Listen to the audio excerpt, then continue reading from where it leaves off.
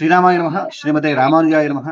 భద్రాచల క్షేత్రంలో శ్రీ సీతారామచంద్ర స్వామి వారి దేవస్థానంలో వైకుంఠ ఏకాదశి మహోత్సవాలను పురస్కరించుకొని పగల్పత్తుత్సవాలలో భాగంగా స్వామివారు దశావతార అలంకరణలో మనకి దర్శనాన్ని కృపజేస్తున్నారు. ఆ వరుసలో నేడు 6వ రోజున మనకి పరశురామ రూపంలో స్వామివారు దర్శనాన్ని అందించుతున్నారు. ఈ పరశురామ అవతారాన్ని ధరించినటువంటి వైనం మనం చూసినట్లయితే ఆనాడు జమదగ్ని అనేటువంటి మహర్షికి స్వామి జన్మిస్తాడు. అలా జన్మించటం వల్ల ఈయనకి జామదగ్ని అని, పరశువును చేతిలో కలిగి ఉండటం వల్ల పరశురాముడని, భార్గవ వంశంలో జన్మించటం వల్ల భార్గవరాముడు అనేటువంటి కీర్తిని పొందాడు ఈ పరశురాముడు.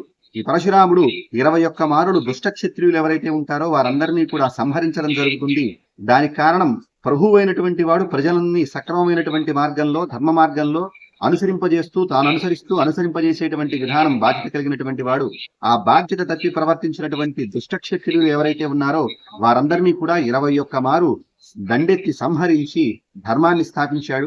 అంతకన్నా ఇంకా దానికన్నా ముందైనటువంటి వాడు కార్తవీర్యార్జునుడు అనేటువంటి గొప్ప పరాక్రమమైనటువంటి రాజు దత్తాత్రేయుని ఉపాసించి 1000 బాహువులు సంపాదించుకున్నటువంటి వారు.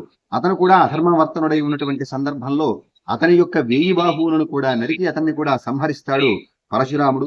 ఇలాగా ఇదం బ్రాహ్మ్యం ఇదం క్షాత్రం శాపాదపి శరాదపి అన్నట్లుగా అటు క్షాత్ర గుణాలను ఇటు బ్రాహ్మణ గుణాలను కలగలిపినటువంటి రూపంగా మనకి పరశురాముడు విఖ్యాతి చెందాడు. ధర్మాన్ని స్థాపించాడు.